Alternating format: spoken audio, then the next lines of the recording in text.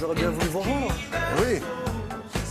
France-Brésil. France-Brésil ce soir. Comment va le Brésil après la Coupe du Monde où ils n'avaient pas été terribles? Non, il n'a pas été terrible, mais oui, ça se passe pas trop mal. Ils enchaînent les matchs amicaux et pour l'instant, ils les gagnent. Donc on verra. Mais avant de parler de ce France-Brésil, dont on parlera surtout demain matin, je vous propose de voir l'équipe de France Espoir, les moins de 21 ans, qui ont gagné hier face à l'Estonie. Regardez, la nouvelle génération des espoirs français, elle promet avec un 11 de départ renouvelé. Les Bleus se sont amusés hier soir à Valenciennes. Une victoire nette et sans bavure, 6-0.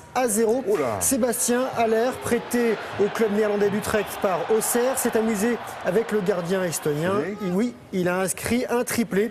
C'était bien un match amical, mais cette équipe débutera en septembre sa campagne de qualification pour l'Euro 2017. Ils sont plutôt pas mal. Ce soir, France-Brésil, donc 15e du nom. Les Bleus l'ont emporté 5 fois pour 4 nuls et 6 défaites. Dernière confrontation, c'était il y a 2 ans. La France, c'était au Brésil et la France s'était inclinée 3-0. Mais le dernier revers des Bleus en match officiel face aux Brésiliens, c'était en 1958, en demi-finale de Coupe du Monde. Ça, c'est les Brésiliens. Non, ça, c'est des Français, ça. Ah oui. Et alors, celui qui a les cheveux blonds, là, c'est qui? Le jeune qu'on vient de voir à l'instant. Ouais. Il y avait Fekir, il y avait. On a vu. Non, mais je sais pas. Bon, mais voilà. Je veux dire qu'à l'époque, c'était Pelé qui avait marqué un triplé. Là, c'est un but allemand pour le 2-partout des Allemands face aux Australiens. Des Allemands pas en grande forme.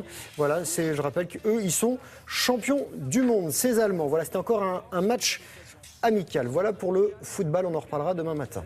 Vous voulez du patinage, William? Du patinage avec un duo français qui se débrouille pas trop mal. Ça se passe à Shanghai, c'est le mondial. Et ils sont pas loin d'une médaille. On regarde, ces jeunes s'appellent Gabriela Papadakis, 19 ans, et Guillaume Cizeron, 20 ans, sacré plus jeune champion d'Europe de danse sur glace en février dernier. Ils ne sont qu'à un demi-point de leur première médaille mondiale.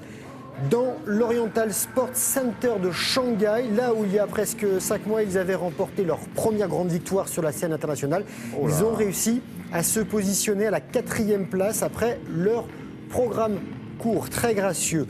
Et la suite, et peut-être la médaille, ce sera demain vendredi. Et dans la catégorie couple, les Français, Vanessa James et Morgan Cypress, eux, ils n'iront pas chercher un podium.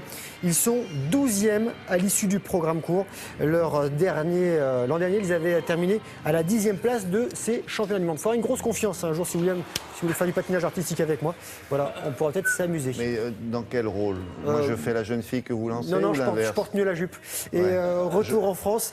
En rouge, les handballeuses nîmoises en finale de Coupe de France. Elles ont battu Fleury-Loiret, les joueuses du Loiret qui, elles, sont leaders du championnat. Nîmes 4e de ce championnat affrontera Metz 3e, les Messines qui sont tenantes du titre. Et on va finir avec de la voile. Encore de la voile, c'est la saison. Et surtout, c'est l'arrivée d'une très belle course avec un duo suisse-français qui a gagné.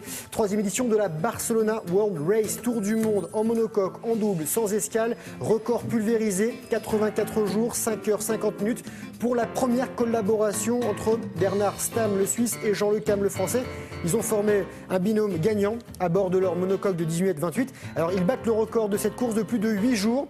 À eux deux, ils cumulent déjà 6 participations au Vendée Globe, 9 tours du monde, 60 transatlantiques.